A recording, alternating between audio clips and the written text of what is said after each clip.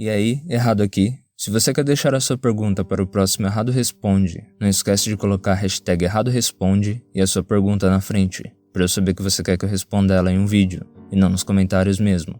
Minha opinião: no que você acredita sobre o mundo sobrenatural? Eu tendo a acreditar em Deus, o que é um desenvolvimento recente para mim, e na criatura que eu vi quando eu tinha 12 anos. Basicamente isso, eu não tendo a aceitar descrições de outras pessoas ou de sistemas de religião e sistemas de magia. Pura e simplesmente, eu considero a existência, eu acredito na possibilidade, mas eu não tenho aquela fé, aquela certeza de que algo existe. Eu já tive experiências que eu gosto de descrever como sendo experiências com Deus, então eu tenho a fé e aquela certeza de que uma consciência mais ampla existe. Então esse é o básico da minha consciência por enquanto, da minha crença por enquanto. Mas eu tô tentando aprender mais.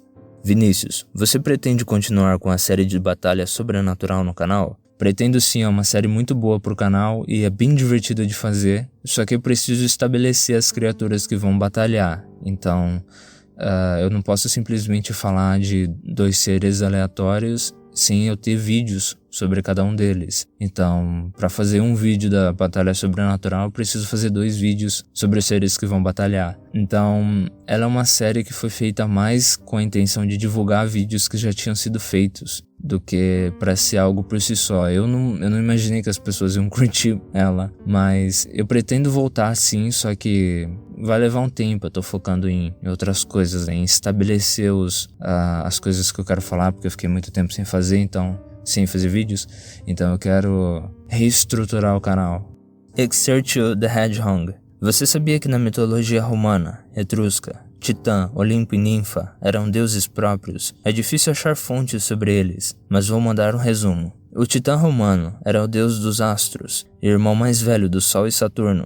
Ninfa era a deusa das nuvens e amiga de Netuno, e Olimpo era um deus chamado Limbrus, e ele foi mestre de Júpiter. Como pode ver, são bem diferentes da religião grega, onde Titã e Ninfa eram uma raça de deuses, e Olimpo não era um deus, e sim um lugar.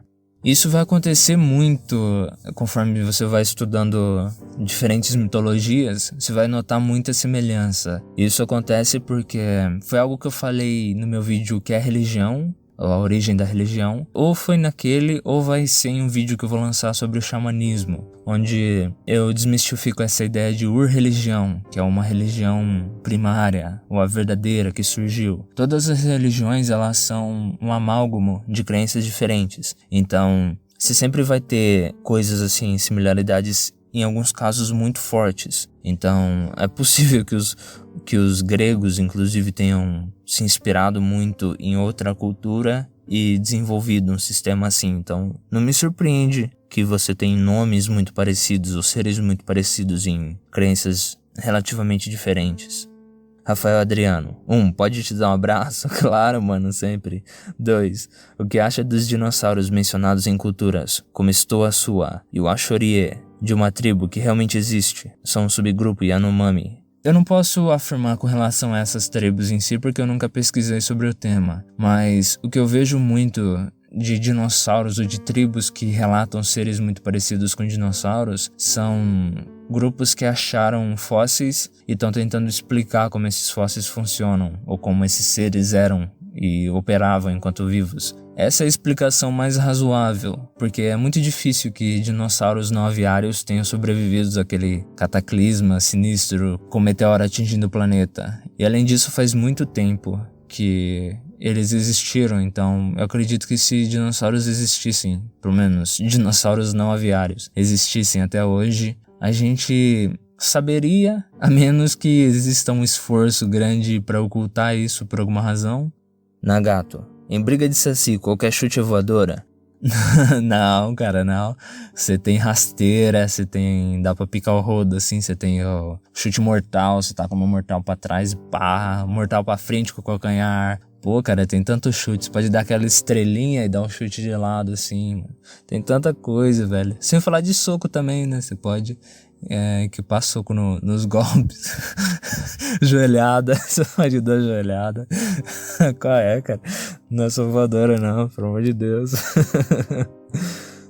Rian Santiago. Você acha que a deusa tríplice da bruxaria, a jovem, a mãe e a anciã, tem alguma ligação ou um tipo de contraponto ao Deus triuno do cristianismo, o Pai, o Filho e o Espírito Santo? Eu sei que a deusa está associada com as fases da lua e com a vida, as fases da vida da pessoa de modo geral. Então, eu não vejo muita relação entre os dois. É possível que exista alguma, mas o Deus do cristianismo ele é um Deus bem mais antigo. Da forma como ele é estruturado. Então, se a deusa é um contraponto, ela foi criada para ser um contraponto, não que necessariamente ela seja naturalmente de acordo com os aspectos dela. Estudar religiões comparativas é algo muito complicado e afirmar com certeza, claro que eu não vou poder fazer, até porque eu não tive todo esse tempo de estudo a respeito desses dois temas em específico. Mas eu não vejo muita semelhança não, cara. Eu não acredito que tenha um contraponto não.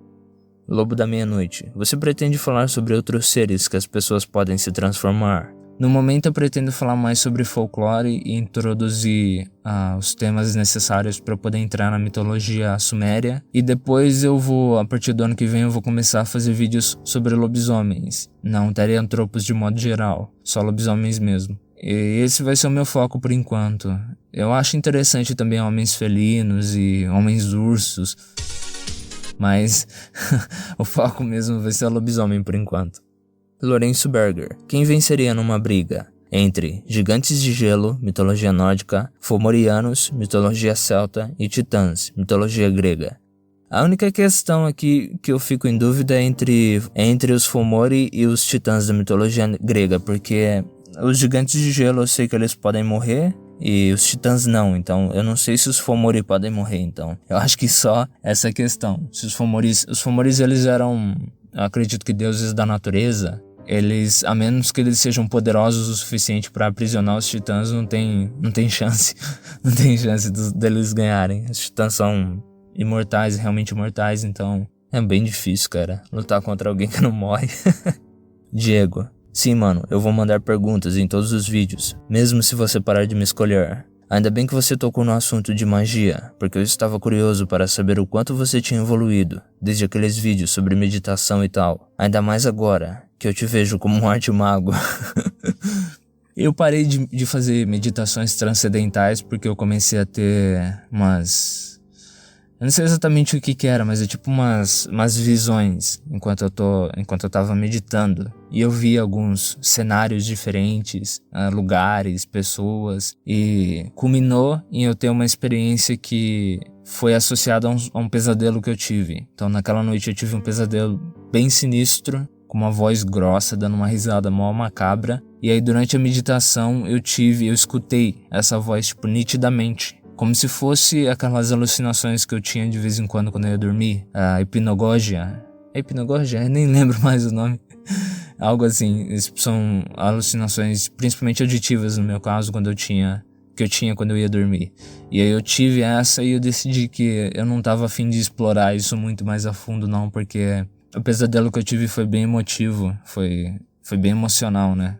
Me afetou um pouco, porque estava relacionado com algo que tinha acontecido na minha vida. E aí eu decidi dar uma parada. Então a minha meditação hoje ela é só algo físico para me acalmar. É um tempo que eu paro depois do treino de musculação para respirar e tudo mais. Eu comecei a estudar magia, tava lendo o livro de Eliphas Levi e eu entendi alguns conceitos de uma escola específica, né, da ideia dele, não de magia em geral, que é o que eu já conheço porque eu fiz aquele vídeo sobre a origem da magia. Mas eu tive que dar um tempo porque eu tô pesquisando sobre outras coisas, então é muita leitura e eu acabo não tendo tempo.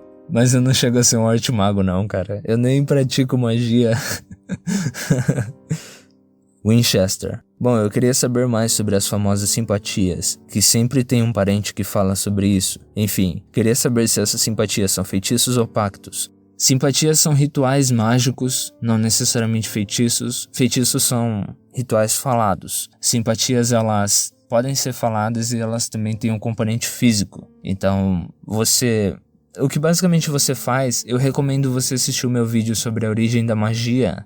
Na capa tá escrito o que é magia, que eu explico melhor, eu dou todo um contexto que facilita entender. Mas basicamente a questão da simpatia não é geralmente a gente entende essa palavra como gostar de alguém ou ter um certo apreço por alguém, né? Você simpatiza. A simpatia nesse contexto mágico, ela descreve similaridade. Então, se eu faço alguma coisa, algo semelhante vai acontecer. E a ideia de coisas iguais, elas se atraem, ou semelhante produz semelhante. Então, existiam culturas que gostavam de jogar água pro céu, ou do céu, de algum lugar alto assim, para simular a chuva. E de alguma maneira isso atrairia a chuva.